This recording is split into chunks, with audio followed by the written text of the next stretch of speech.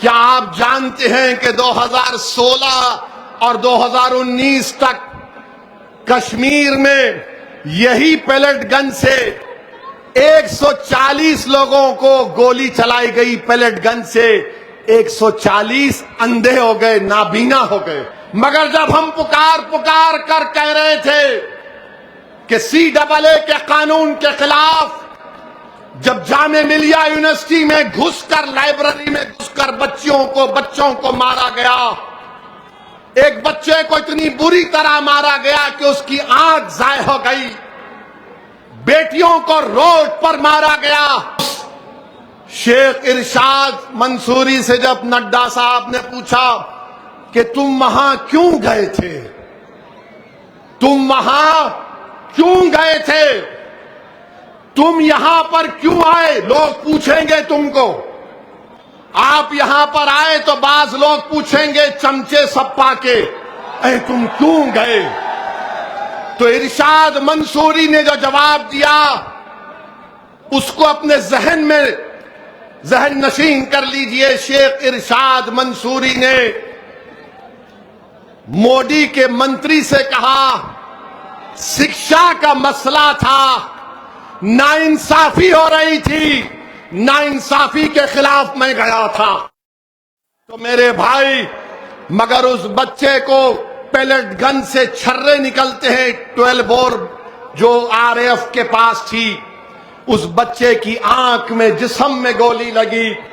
ایک 19 سال کا بچہ ہے ساحل، ایک 32 سال کی خاتون ہے، ایک 28 سال کا انگریزی آؤٹ لک میگزین کے صحافی ہیں، ان کو پیلٹ گن سے مارا گیا۔ میرے عزیز دوستوں اور بزرگوں، ہم حکومت سے مطالبہ کرتے ہیں کہ جس نے آرڈر دیا پیلٹ گن چلانے کا، اس کے خلاف ایکشن لینا چاہیے۔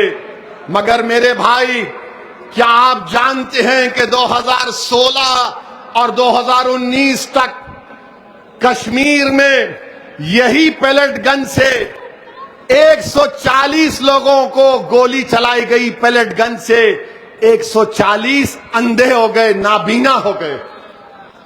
140، 14,000 لوگوں پر کشمیر میں آنکھ میں گولی لگی۔ اب آپ بتائیے، اس میں 19 مہینے کی بیٹی تھی ہماری، اس کا نام ہبا تھا، یہاں 4 کو مارا گیا۔ ہم مذمت کرتے ہیں، کشمیر میں 140 لوگ نابینا ہو گئے، ہم اس کی بھی مذمت کرتے ہیں۔ بچیوں پر لاٹھیاں برسائی گئیں، لاٹھیوں میں کیلے لگے ہوئے تھے، سر پر مار کر سر پھوڑا گیا، ہاتھ اور پیر توڑ دیا گیا۔ ہم ان کو بھی مذمت کرتے ہیں، ان سے اظہار ہمدردی کرتے ہیں۔ مگر جب ہم پکار کر کہہ رہے تھے کہ CAA کے قانون کے خلاف، جب جامعہ ملیہ یونیورسٹی میں گھس کر، لائبریری میں گھس کر بچوں کو مارا گیا، ایک بچے کو اتنی بری طرح مارا گیا کہ اس کی آنکھ ضائع ہو گئی، بیٹیوں کو روڈ پر مارا گیا، ہماری بیٹیاں تڑپ رہی تھیں، دنیا تماشا دیکھ رہی تھی، ان بچوں کو مارا گیا روڈ پر گرا کر۔ جامعہ ملیہ یونیورسٹی کے طالب علم سے کہا گیا کہ یونیورسٹی سے باہر نکلو تو ہاتھ اٹھا کر نکلو، ارے ہاتھ اٹھا کر ان کو کہا گیا باہر نکلو۔